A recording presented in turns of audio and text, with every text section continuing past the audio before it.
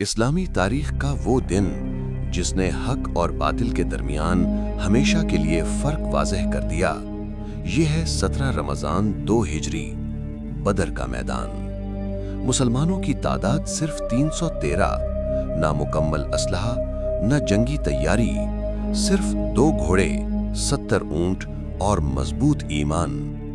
دوسری طرف قریش مکہ کے 1000 جنگجو، مکمل ہتھیار، گھوڑے، زرہے اور غرور۔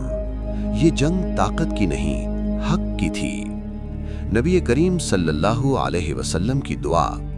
جب جنگ شروع ہونے والی تھی، نبی کریم صلی اللہ علیہ وسلم نے اپنے ہاتھ اٹھائے اور اس شدت سے دعا کی کہ چادر کندھوں سے گر گئی۔ اے اللہ، اگر آج یہ چھوٹا سا گروہ ہار گیا تو زمین پر تیرا نام لینے والا کوئی نہ رہے گا۔ یہ دعا آسمانوں تک پہنچ گئی۔ جنگ کا آغاز۔ جنگ شروع ہوئی، مسلمان ثابت قدم رہے۔ قرآن گواہی دیتا ہے کہ اللہ نے فرشتوں کے ذریعے مدد فرمائی۔ مسلمان کم تھے مگر دل مضبوط، صف منظم اور یقین کامل۔ ایک ایک کر کے باطل کے سردار گرتے گئے۔ اللہ کی مدد اور فتح۔ نتیجہ وہی ہوا جو اللہ نے وعدہ فرمایا تھا۔ 313 نے 1000 کو شکست دے دی۔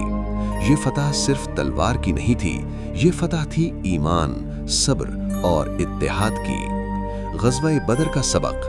غزوہ بدر ہمیں سکھاتی ہے، تعداد نہیں، ایمان اہم ہے۔ وسائل نہیں، اللہ پر بھروسہ ضروری ہے۔ دعا، صبر اور اتحاد فتح کی کنجیاں ہیں۔ یہ صرف ایک جنگ نہیں، یہ ایک پیغام ہے ہر دور کے مسلمانوں کے لیے۔ ایسی ہی انفارمیٹیو ویڈیو حاصل کرنے کے لیے ہمارے چینل کو سبسکرائب کریں اور اردو تاریخ سے جڑے رہیں۔